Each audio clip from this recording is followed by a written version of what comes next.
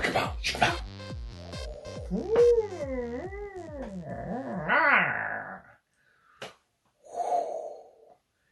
Shakakapow. Shak. Hello. I didn't hear you come in. Very ninja of you. Have a seat. I was just working on my double Shakakapow Thunder Fist. I can do that later. I'm glad to see you again. Now, it's been a while. Last time we talked about Snake Eyes. And I told you guys that we were going to get 2 martial art movies in the cinema this year. Now, Snake Eyes, that was not a very good movie. I still haven't seen Shang Chi. It's out right now. I hope to see it soon, and I hope it's good. I've heard both that it's good and it's bad, so I just gotta check it out for myself. Maybe we'll talk about the Shang Chi movie later as well. Okay, so today I wanted to talk to you guys about some Shang Chi comic books and take a look at some cool things about Shang Chi.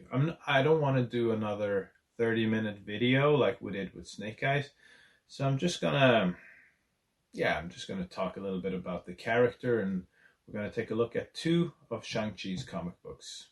One old school and one of the newer comic books. Okay, so who is Shang Chi? And let's start with this one. So this epic collection here, Shang Chi Weapon of the Soul, it collects like the first story with Shang Chi, and that is this one.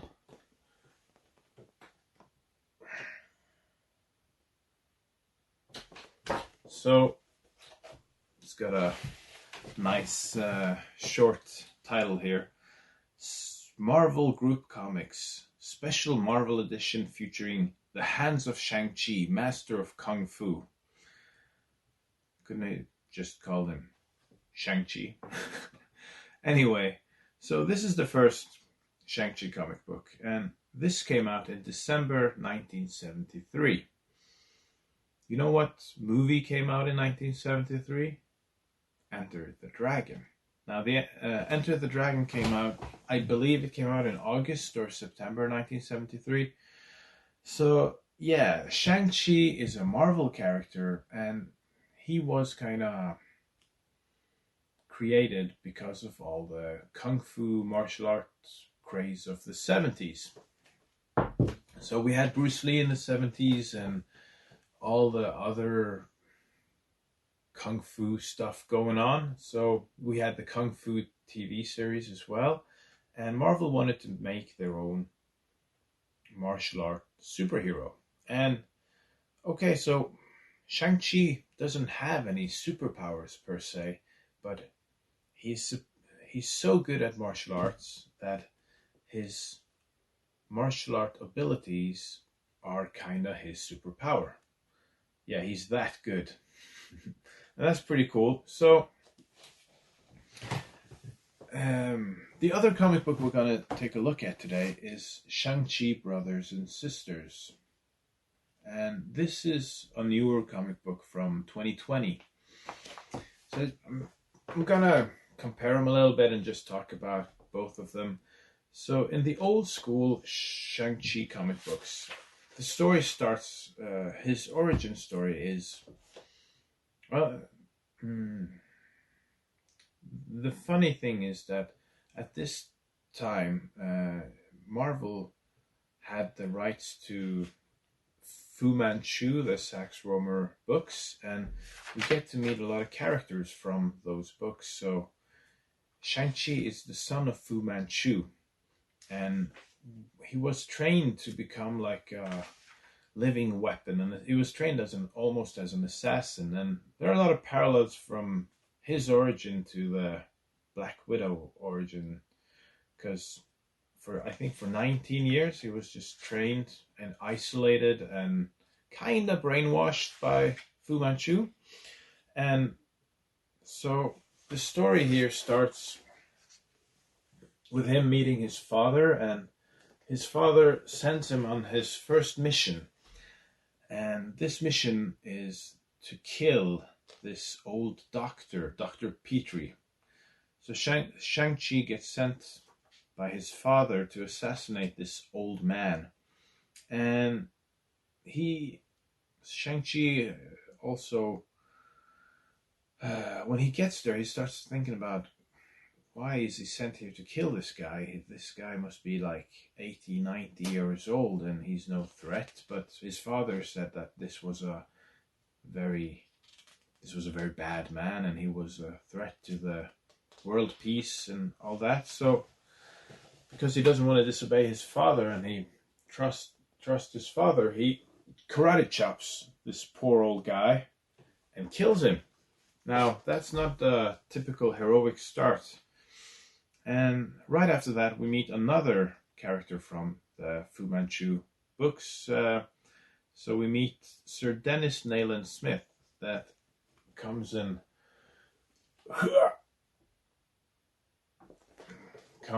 threatens Shang-Chi at gunpoint, and Shang-Chi disarms him.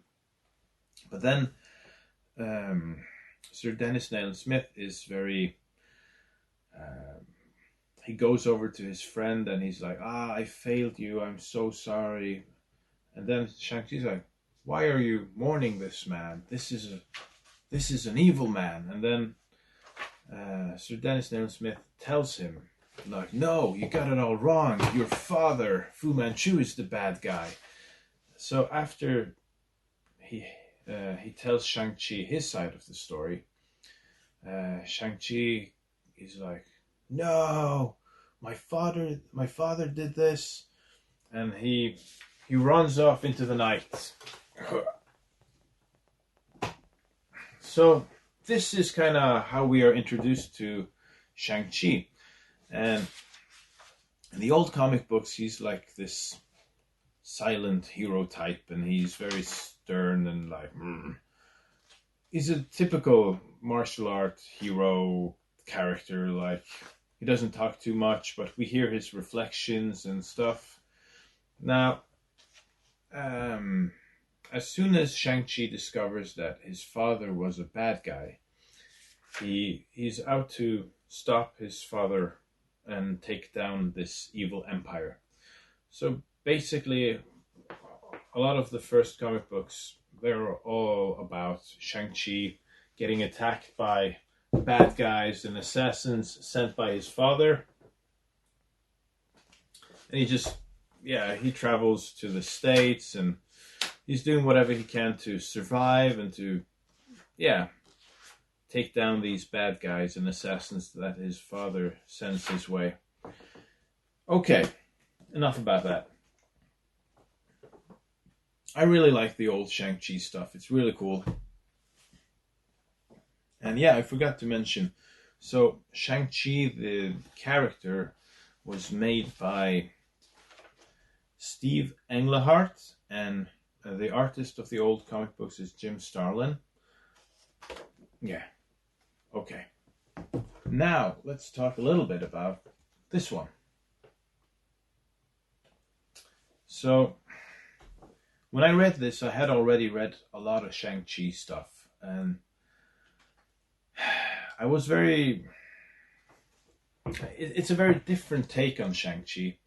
So, let's start with the obvious stuff. So, this comic book is a Marvel comic book. The writer is Gene Luen Yang. And you have two artists on this. And you have D.K. Ruan. And you have some flashback dynasty parts of the comic book. Like, let's see. Like this. And these are all drawn by Philip Tan. Okay, so what is this about? And another thing here is that at some point, Marvel lost the rights to use the characters from the Sax Rohmer books. So they retconned everything so that his father was not Fu Manchu, but Fu Manchu was one of the aliases that his father used. And the name of his father is... I always get it wrong, so I'm just going to... Zheng Zhu, instead of Fu Manchu. And he's this ancient sorcerer. So when this story starts, it gives us some background into Zheng Zhu's past. And Zheng Zhu and his brother and some other people are a part of this society called the Five Weapon Society. And in this Five Weapon Society, you have different titles. So you have the kind of like the Master of Dagger, brother Dagger, brother Hands, brother Saber, and brother Hammer. So during some attack where they have to fight this old dragon, the only survivor is Zheng Zhu. And he forms this society, and we hear this story by a present-day member of the Five Weapons Society called the new brother Staff. And this woman that is Sister Hammer, she kills brother Staff because, in her opinion, he's weak and he's brought disgrace to their organization. So she kills him and she wants to become the new leader. But as brother Staff is dying, he's laughing. And he's, because both of these are children of Zheng Zhu. And he's like, haha, you killed me, but you're not going to be the next leader because this old mark or whatever symbol on the wall, it chooses brother Fist to be the next leader of the organization. And then we jump to America, where we meet Shang Chi in San Francisco, and this is a very different Shang Chi than the one we have in the old ones. Here he's more like a goofy, nice, harmless type character. He reminds me of it's kind of like a Peter Parker character, and he's working in this bakery, and yeah, so he's just living a quiet life until they're attacked by some evil martial art henchmen, and brother Saber and sister Dagger, Shang-Chi's siblings that he did not know about, they turn up from nowhere. And they're like, "Are you Shang-Chi, the son of Zheng Zhu?" And he's like, "Yeah." So they're like, "You have to come with us because you've been chosen to lead our organization. And we have to stop Sister Hammer from taking over." And then they mention that their sister, that she's got a eye-shaped tattoo on her forehead, and this brings back some memories, and Shang-Chi realizes that he knows who they're talking about. So the first part of this story ends with like Shang-Chi realizing that he has to find his sister and save her, and at the same time we have Sister Hammer crushing some poor guy's skull, and she's angry because Shang-Chi has been chosen and not her. So the first part stops with this, where Shang-Chi is saying like, "I have to save my sister," and she's like, "I have to kill my brother." Okay, I think that's as far as I'm going to talk about the story. I don't want to give more spoilers and stuff. So again, when I read this, I had already read a lot of old school Shang-Chi comic books. So I was a bit like, this is a very different take on the character. But as I read it, I was very skeptical at first, and I'm not too fan of retconning and bringing in new characters and new characters that supposedly always were there, but we have never heard of them before.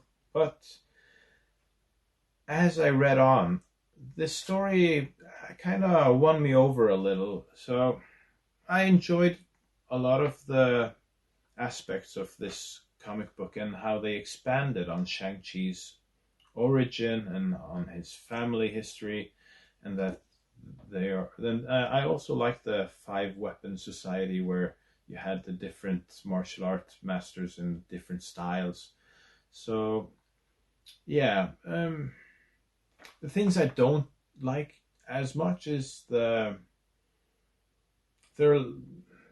I love the darker, more serious take on the character. While here, there's a lot of typical Marvel humor, and sometimes I felt Shang-Chi was he was kind of a comedy relief where he doesn't know anything about anything, and everybody's like telling him like, no, you're stupid, and he's the butt of the joke.